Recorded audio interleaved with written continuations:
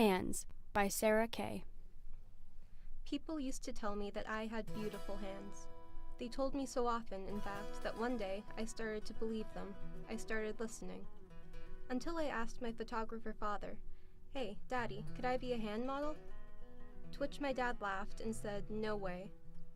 I don't remember the reason he gave, and it probably didn't matter anyway. I would have been upset, but there were far too many crayons to grab, too many stuffed animals to hold, too many ponytails to tie, too many homework assignments to write, too many boys to wave at, too many years to grow. We used to have a game, my dad and I, about holding hands.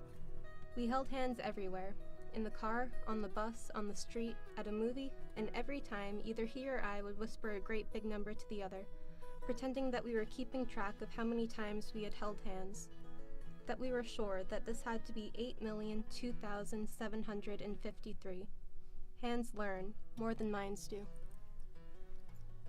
Hands learn how to hold other hands, how to grip pencils and mold poetry, how to memorize computer keys and telephone buttons in the dark, how to tickle pianos and grip bicycle handles, how to dribble a basketball, and how to peel apart pages of a Sunday comics that somehow always seem to stick together.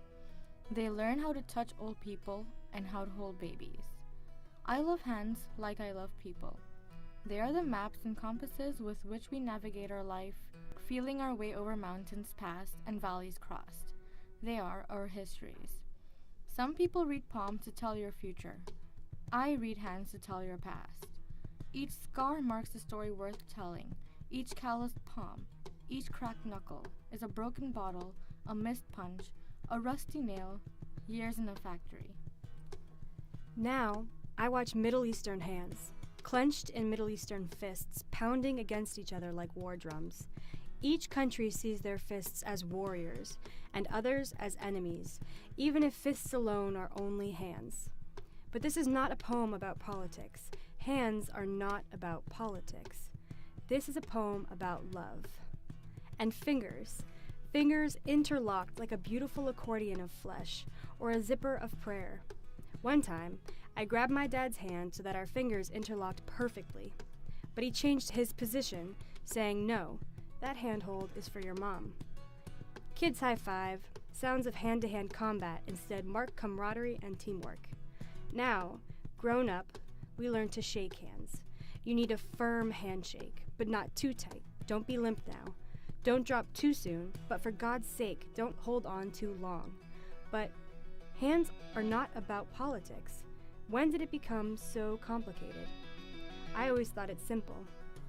The other day, my dad looked at my hands as if seeing them for the first time, and with laughter behind his eyelids, with all the seriousness a man of his humor could muster, he said, "You've got nice hands. You could have been a hand model." And before the laughter can escape me, I shake my head at him and squeeze his hand. 8,002,754. In the next section of our presentation, we will be explaining hands through the identification and explication of its deployed literary terms. In Sarah Kay's poem, Hands, a variety of literary devices are utilized. Literary devices are tools used in poems and other literary works to convey a deeper meaning. Among the devices found in Hands, Kay most frequently uses metaphor, simile, personification, diction, and enjambment.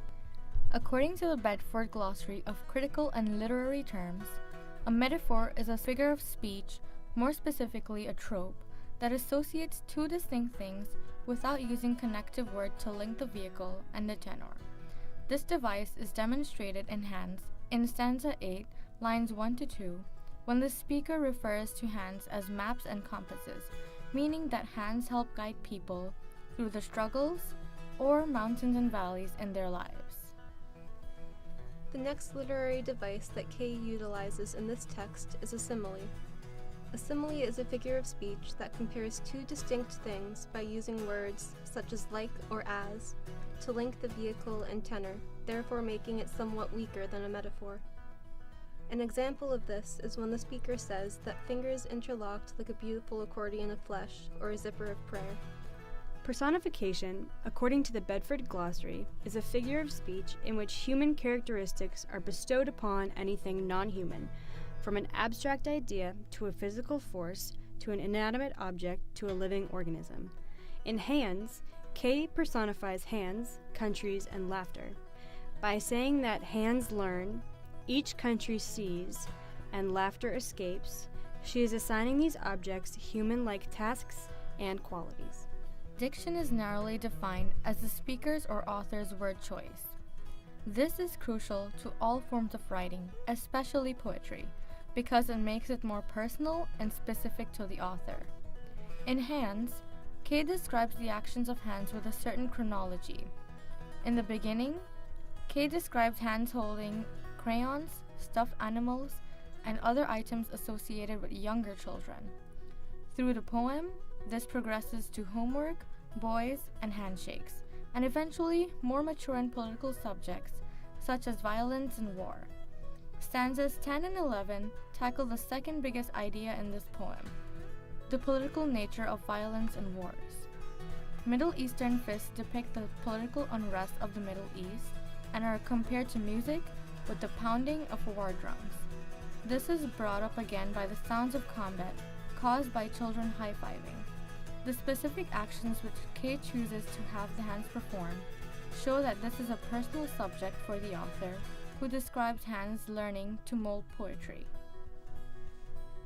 Enjambment is a poetic statement that spans more than one line. This is exemplified in the unique formatting of the poem.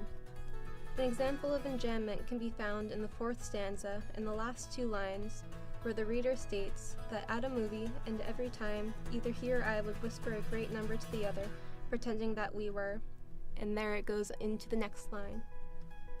In this text, each stanza is composed of 4 lines with no rhythmic pattern. Integrating this device helps the conversational and natural flow of the poem. The poem does not have any rhyme or meter scheme, thus allowing individual ideas to flow from one line to the next. In Sarah Kay's poem Hands, she uses these literary devices in order to communicate how the actions of hands reflect chronological moments in one's lifetime.